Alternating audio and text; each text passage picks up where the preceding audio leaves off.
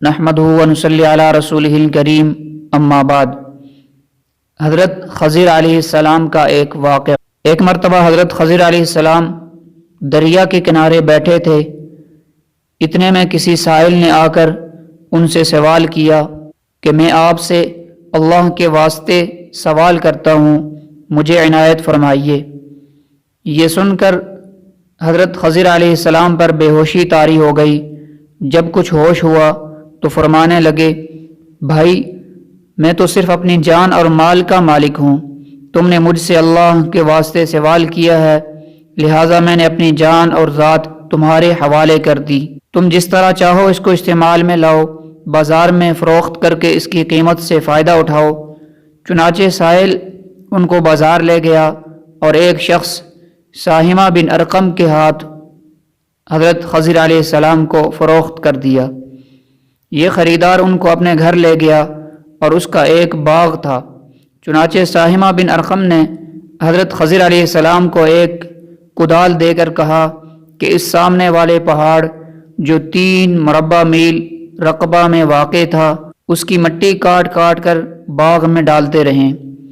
اور یہ حکم دے کر ساہمہ بن ارقم اپنی کسی ضرورت سے کہیں چلا گیا اور حضرت خضر علیہ السلام اس پہاڑ سے مٹی کاٹ کاٹ کر باغ میں ڈالنے لگے۔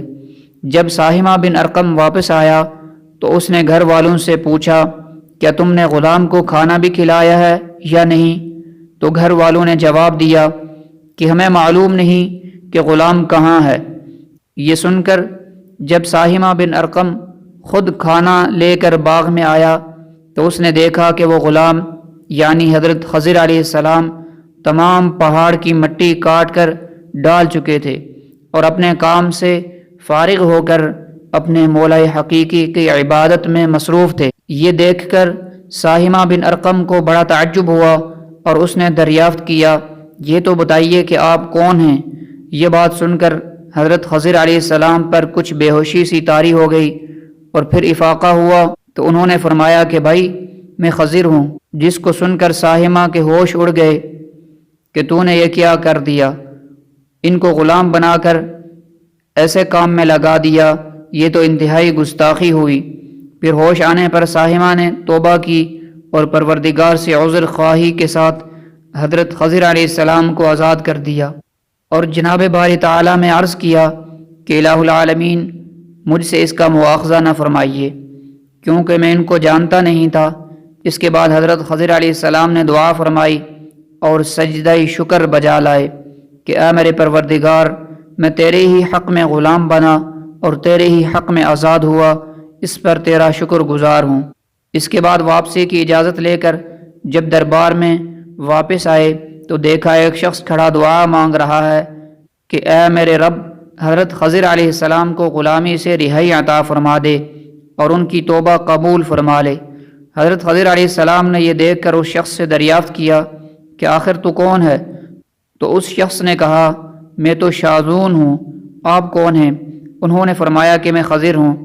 اس کے بعد شاذون نے کہا، اے خضر، تم نے اپنے لیے رہنے کا مکان بنا کر دنیا طلب کی ہے، کیونکہ حضرت خضر علیہ السلام کا دریا کے کنارے ایک عبادت خانہ تھا۔